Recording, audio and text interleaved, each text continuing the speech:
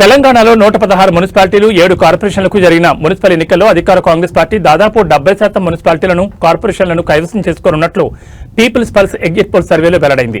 Mancherial, Ramagundam, Nalgonda, Mahabub Nagar, Kothagudem municipal కార్పొరేషన్లలో Congress జోరు కొనసాగిందని peoples pulse పేర్కొంది.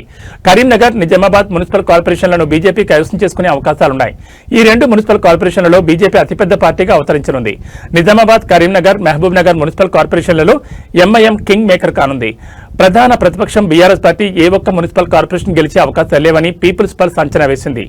రామకొండంలో కాంగ్రెస్ 30 నుంచి 34, బీఆర్ఎస్ 16 నుంచి 20, బీజేపీ 3 నుంచి 6, ఇతరులు 4 నుంచి 7 వార్డులు గెలుపొందే అవకాశం ఉంది. మంచిర్యాలలో కాంగ్రెస్ 39 నుంచి 43, బీఆర్ఎస్ 8 నుంచి 12, బీజేపీ 6 నుంచి 9, ఇతరులు 1 నుంచి 2 వార్డులు గెలుపొందే అవకాశం ఉంది.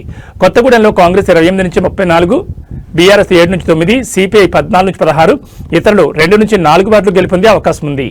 మహబూబ్ నగర్ లో కాంగ్రెస్ 26 నుంచి 30, బీఆర్ఎస్ 18 నుంచి 22, బీజేపీ 6 నుంచి 8, ఎంఐఎం 2 నుంచి 4, ఇతరులు 1 వార్డులో గెలుపొందే అవకాశం ఉంది.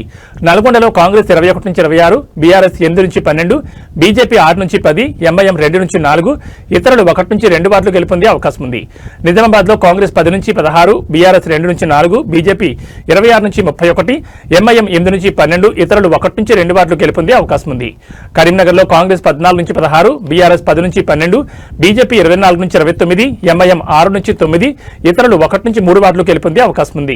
68 నుంచి 76 మున్సిపాలిటీలను అధికార కాంగ్రెస్ పార్టీ కైవసం చేసుకోనుంది. 29 నుంచి 36 మున్సిపాలిటీలను ప్రధాన ప్రతిపక్ష పార్టీ బీఆర్ఎస్, 3 నుంచి 5 బీజేపీ, 1 ఎంఐఎం గెలుచుకునే అవకాశం ఉంది. 8 నుంచి 14 మున్సిపాలిటీల్లో నువ్వా నేనా అన్నట్లు పోటీ ఉంది. 116 మున్సిపాలిటీల్లో కాంగ్రెస్ పార్టీకి 36%, బీఆర్ఎస్ కు 29.7%, బీజేపీకి 19.3%, ఎంఐఎం కు 2% ఓట్లు వచ్చే అవకాశాలున్నాయి.